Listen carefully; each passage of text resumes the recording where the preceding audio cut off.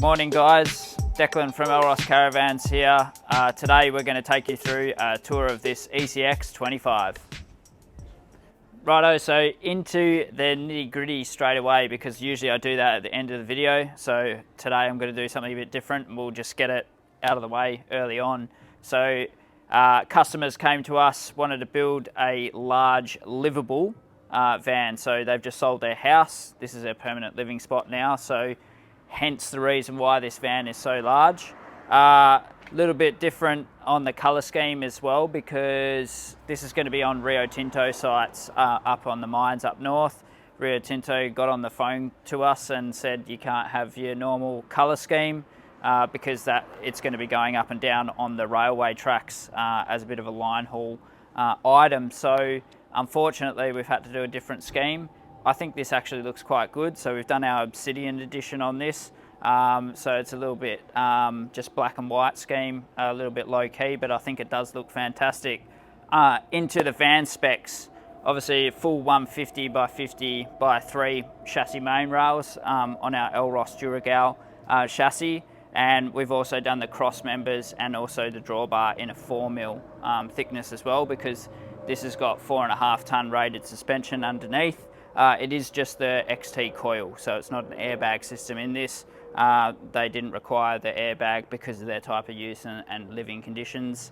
They didn't facilitate the need to go to the airbag in that instance. Also, it's obviously the chassis has been Raptor coated, and then we're running a 285 7017 in terms of the tyre package, and it's a ROH Vapor, which is a very popular wheel, and also the Toyo AT2 open country tyre there, which is a really great tyre as well. Apologies again, this van's dirty. We haven't had a chance to tidy it up just yet, but same thing, it'll be all nice and fresh for delivery.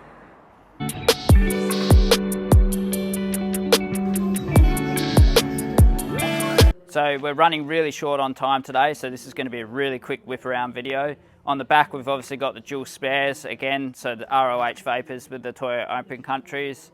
We've also got just the reverse camera up there near the roof, and also just the antenna for the radio system. Moving around to the side here, we've also got the solar panel out, the normal, the new water tank fillers as per normal now.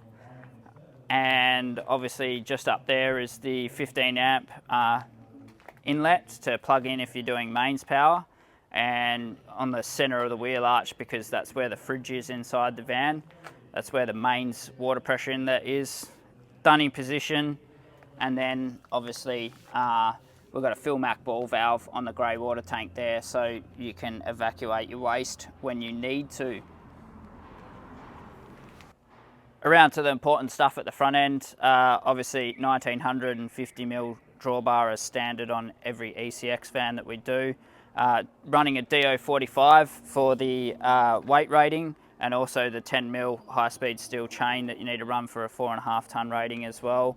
We've got the stone guard on the front, Boss jockey wheels doing the work of the jockey leg on the front, and then obviously 2 9-kilo gas bottle bay just at the front of the toolbox there.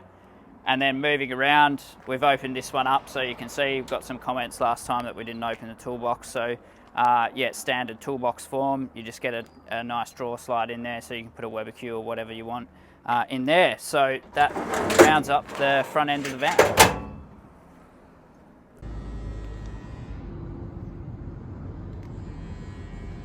One of the other things that we don't touch on regularly is picnic tables. So we use the Lifestyle picnic table. Really great units, all made in Australia, and it's all made out of aluminium. So it's nice and sturdy, nice and strong, can take up to 30 kilos of weight down here. Yeah, just a really good additional fitment item to the vans if you're looking for something like that. Before we jump inside and have a look at the beautiful interior layout that the boys have done in the factory, I'll probably touch on the step and the door as well, because that's something that we don't often do in videos. We just use a manual step. Now there's many reasons why we prefer to use a manual step. Obviously there's less to go wrong. If you have an issue, an electrical issue for example, which is very common on other types of fold out steps, it's just another elimination for when you're on road. Not too bad if you're going to be a park tourer and all that sort of stuff and it's a convenience thing, I get that. But standard fit on all of our vans, and 90% of the time I convince customers that there's nothing wrong with a manual step. I understand if you've got a bad back or anything, it's really fine, but as long as you know how to use these, they're very easy to operate. Moving to the door now, I get asked a lot, even though we've already done some how-to videos and instructions on how to separate the door from the fly screen from the main door. You simply just pop this lever this way, make sure that the door's in the unlock position, and then you can just separate it and open it up. Then you've got your nice fly screen, and then it's just a simple case of just clipping it back together. Now, this is an additional option. It's a Malenko door blind, very easy to use and very worthwhile option, especially if you're someone that's got a front door van and your bedroom's in there and you want a bit of privacy. And all it does is it simply just moves up and down, so you can have some of the light through the window when you want, and just move it down to block it off when you want your privacy. So how heavy was this girl? Well, it came in at a tare weight of 3160. Not too bad considering it's a 25-foot van. It was always going to be somewhere over the 3-ton mark. We just weren't sure exactly where it was going to land. Overall, pretty happy with that as a tare figure. Obviously rated at the 4.5 tons, so you've got over 1,400 kilos of payload there still available to you. And then also, obviously length, it's 25-foot internal. So I get this question quite a lot. We go on internal sizes for all of our vans. Some manufacturers might go on external sizes, including the toolbox in some instances. So that's the actual internal livable space there on the 25-foot as well. 2 TVs, very unusual setup down the back, but this is the centerpiece of this van and the primary reason why these guys chose to decide to build with us as a manufacturer. Because they wanted this as a seating zone. They're going to fit all of their computers, Xboxes, PlayStations, whatever, in here because they do like to video game.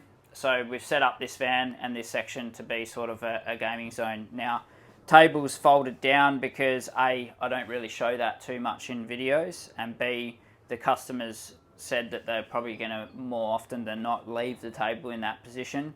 But when they want to have dinner and all that sort of stuff at the back of the van, they can simply just use the foot operated lever down the bottom there, and this will just spring up, and you've got also the 360 capability of movement front and back and side to side as well. So yeah, so that's the centerpiece of the section of this van down the back.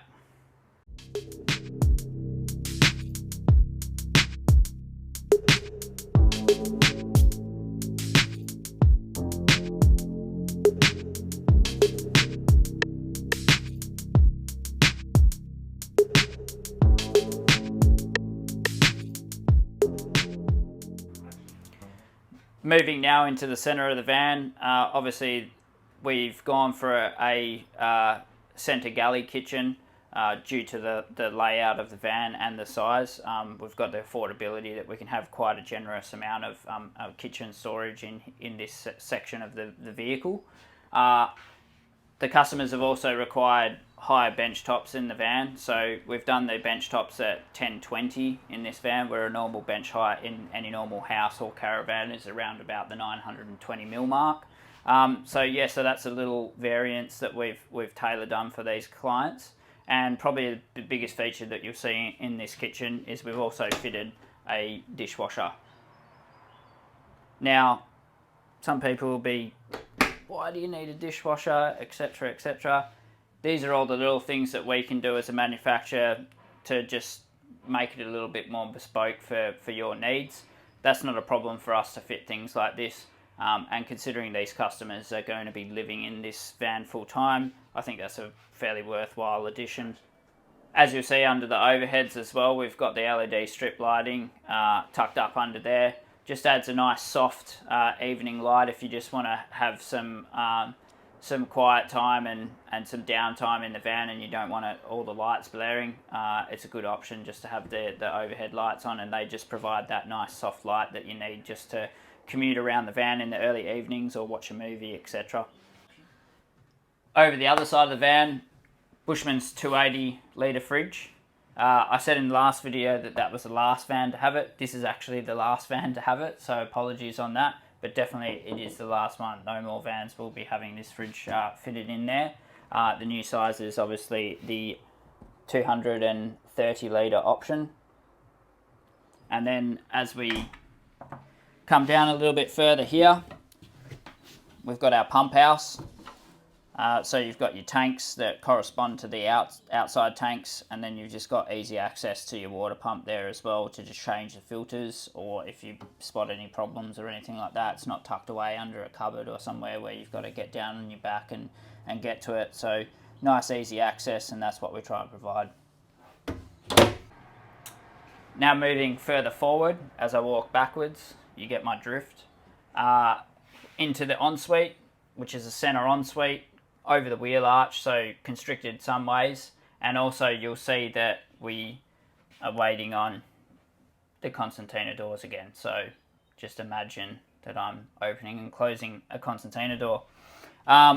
So yeah, definitely a more than adequate ensuite area. You've got lots of room in here, of course, plenty of dunny seat room, and obviously a very nice vanity setup, more than enough storage over the top there.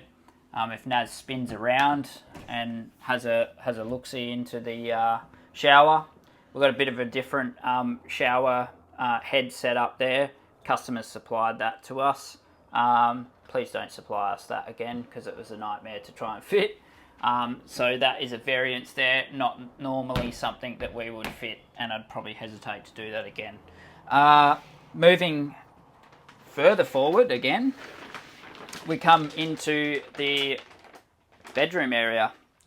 So we've got a traditional queen-sized bed, so 1540 wide by 2030 deep. A lot of other manufacturers will classify a queen as 1880 long, which is obviously short for a lot of people. So traditional size queen bed, and it's also made by, and I don't probably give these guys enough credit, but it's made by Mr. Mattress. So they're a local Western Australian company. Obviously it's no secret, Elross as a business wants to support other small businesses where we can. So yeah, we've been using Mr. Mattress now for a good 6 or 7 years, and we get great customer service, and the feedback we get from their mattresses is simply awesome. So yeah, so if you are in the market even just for a new mattress and you're watching this video, go and check those guys out, because they've got so many different options that they can give you, and thicknesses and firmness and inner spring, foam, etc. I can go on forever. So just go and see Ben down at Mr. Mattress, and I'm sure he'll be able to tailor make something to your needs.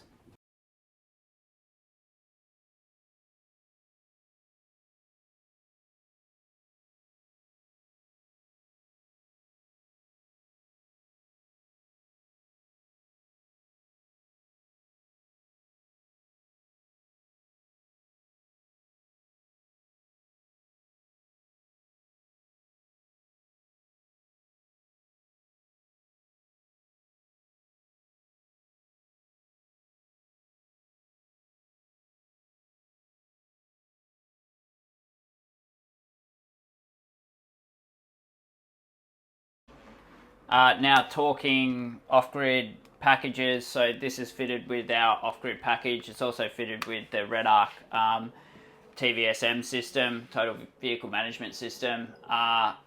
It is running 400 amps of lithium and also 3 solar panels on the roof for 600 watts. Mains changeover switch as well. We just whipped around the outside of the van, nothing plugged into it, so everything's just working off the battery. So nice, and hopefully this will start working. Yes, thank you. So aircon's now turned on, working straight off the battery system. NAS comes over my shoulder. I'll just get up the power draw for you. So as you can see, it's starting to build up its power draw, and currently it's consuming probably about 70 amps because the other 5 amps would be being used for the lighting system now. So there's been about 47 amps that are pulling directly out of the battery system. The other 28.3 amps that you see that are being fed in from the BMS system here, that'd be coming directly from the solar. So this is where the RedArc BMS system's really smart, and it can decide what it needs to feed directly into the batteries. And if there's more power that's actually coming out of the batteries than what can actually be fed in, it'll just bypass the batteries altogether and send it straight to the power source. So the solar is actually sending all the power at the moment to the lights and to the aircon to help sustain the power that's needed. Also, these are the soft key buttons here, which you can turn the fridge off or on. You can also turn the outside lights on or off. This is actually the caravan that we've set up, so you can actually just turn the caravan on or off from the location of just coming into the van, so you don't have to walk all the way down the front of the van to turn that on. This is your inverter, so you can just turn the inverter on or off straight away. This is the water pump as well, so you can just turn that off on demand. If I press this button, we'll lose all the lights straight away in the van, because that's just a master switch. And all of this is also accessible on your phone via Bluetooth, so you can operate all that off your phone as well if you like.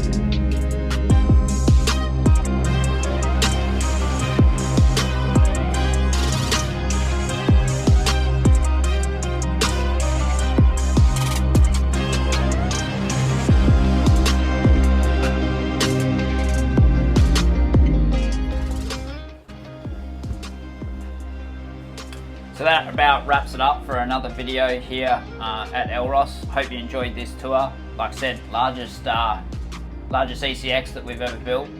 So there was a lot to think about in this build, ensuring that we could fit everything in, and also make sure that we're hitting the targets for the customer on this occasion.